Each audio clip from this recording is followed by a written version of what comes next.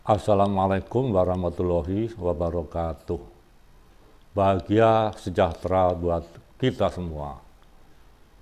Jumpa lagi dengan channel Informasi Amang Mawardi. Kali ini saya akan membacakan artikel anekdot berjudul "Tidak dengan Apa-apa" yang saya ambil dari buku saya Mari Tersenyum dan Termenung yang terbit pada tahun 2010. Mungkin teman-teman sudah banyak tahu tentang kisah-kisah Abu Nawas.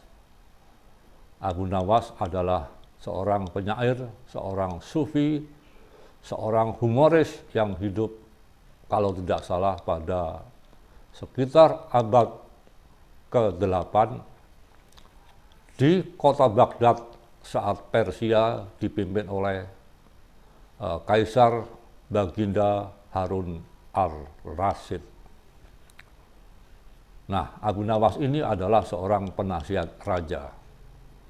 Suatu hari Baginda Harun al-Rasyid baru saja pulang dari perjalanan di seputar negara tetangga. Dia memperoleh sebuah teka-teki yang cukup pelik dan dimungkinkan Abu Nawas pasti tidak akan bisa menjawab pertanyaan ini.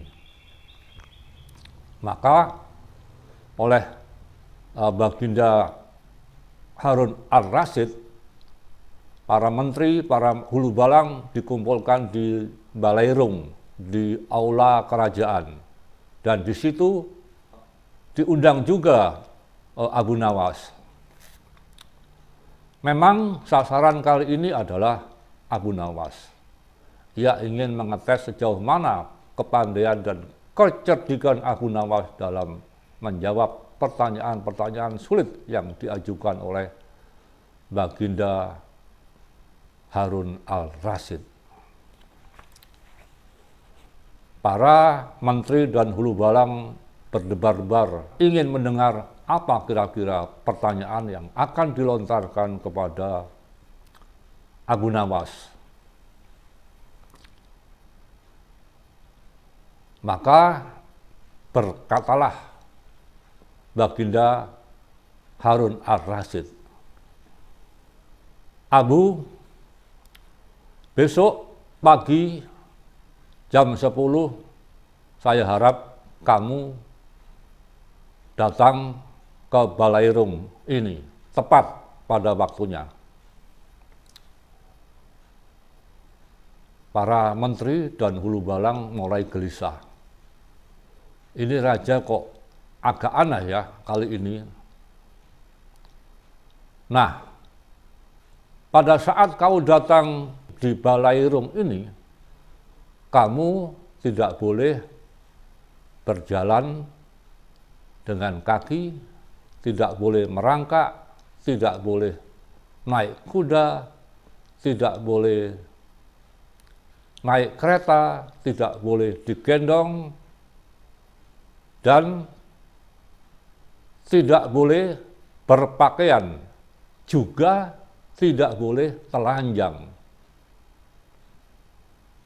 Waduh, ini para menteri dan para hulu balang yang seringkali iri dengan kecerdikan Abu Nawas mulai gelisah. Kenapa ya? Jawabannya kok besok, kok enggak sekarang? Nah, apa jawaban Abu Nawas terhadap titah sang Baginda Harun al-Rasyid ini? "Siap Baginda, saya laksanakan.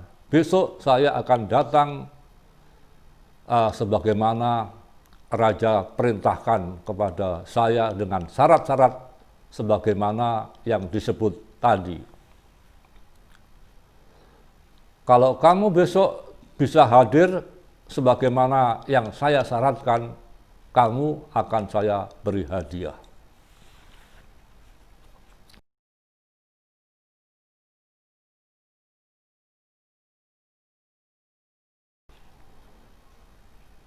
Jam 10 pagi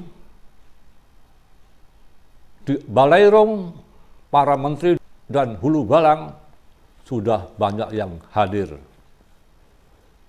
Mereka hanya tinggal menunggu Abu Nawas. Tak lama kemudian datanglah seorang pemuda berusia 20 tahun menyeret sebuah karung. Kemudian ia menghadap raja dengan segala penghormatannya. Para menteri dan hulu balang heran. Nah, di mana Abu Nawas?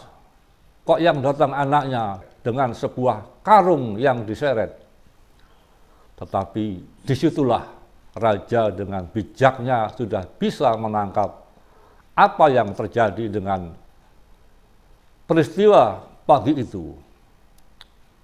Setelah menyembah kepada Baginda Harun al-Rasyid, sang pemuda berusia 20 tahun itu, seorang anak dari Abu Nawas membuka karungnya. Disitulah muncul Abu Nawas. Kamu kali ini memang cerdik, sangat cerdik, Abu. Maka pagi itu Abu Nawas diberi hadiah oleh Baginda Harun al-Rasyid.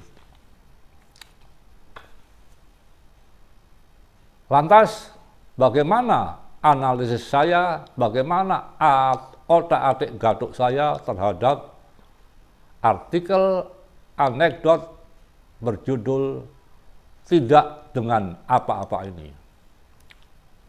Baiklah, segera akan saya bacakan.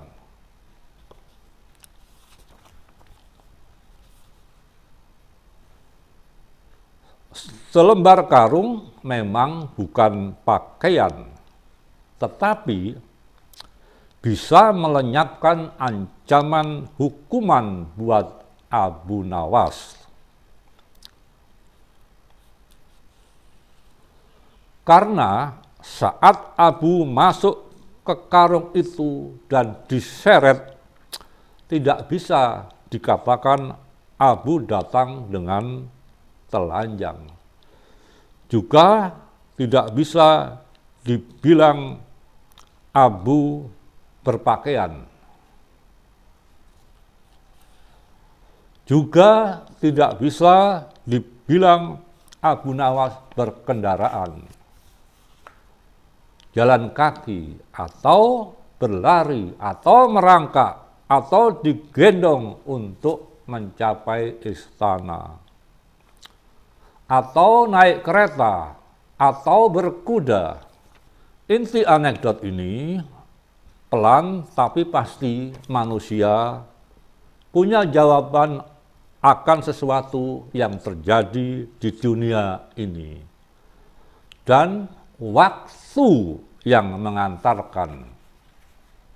Catat, dan waktu yang akan mengantarkan. Untuk mencari jawaban itu, Abu Nawas tidak tidur semalaman. Dia manfaatkan waktu dengan berpikir keras bagaimana memecahkan problem yang sedang dihadapinya. Dia memeras otak bagaimana menemukan cara agar bisa sampai ke istana esok dengan syarat-syarat yang diajukan Baginda Raja. Ada peribahasa yang mengatakan bahwa waktu adalah uang. Time is money. Itu adalah gambaran betapa pentingnya waktu bagi manusia. Bahkan saking berharganya waktu, ungkapan itu sudah tidak terlalu tepat lagi. Sekarang ini adalah time is more valuable than money. Waktu sudah jauh lebih berharga dibanding uang. Sebagaimana dinyatakan Yoris Sebastian, pengusaha muda yang sukses memenangi internasional Young Creative Entrepreneur of the Year pada tahun 2006 yang digelar British Council, sebagaimana berita yang saya baca di Kompas pada 13 Juni 2010. Kehidupan menyediakan waktu bagi manusia untuk terus belajar dan memahami fenomena alam. Begitu juga jawaban lain di dunia atas pertanyaan-pertanyaan yang terjadi. Ada yang butuh waktu semenit, sejam, sehari, seminggu, sebulan, setahun, sewindu, seabad, bahkan ribuan tahun kemudian baru terjawab. Proses perkembangan kehidupan manusia sejak diciptakan Tuhan Yang Maha Esa berjalan dari waktu ke waktu, dari zaman ke zaman. Setiap zaman menyimpan waktu ribuan tahun, ratusan tahun, bahkan ada yang puluhan tahun. Dari zaman berburu, zaman bercocok tanam, zaman industri, zaman ruang angkasa, zaman teknologi komunikasi, entah zaman apa lagi yang bakal muncul. Kehidupan menyediakan waktu bagi manusia untuk berpikir, bertindak, belajar, berkarya, berproses, dan tentu saja berdoa, menciptakan tatanan kehidupan yang lebih baik. Begitu juga yang dilakukan Abu Nawas. Semalam sosok sufi ini tidak tidur untuk memecahkan problem yang telah disodorkan Baginda Raja Harun al-Rasyid kepadanya dengan berpikir, dan berpikir, berdoa.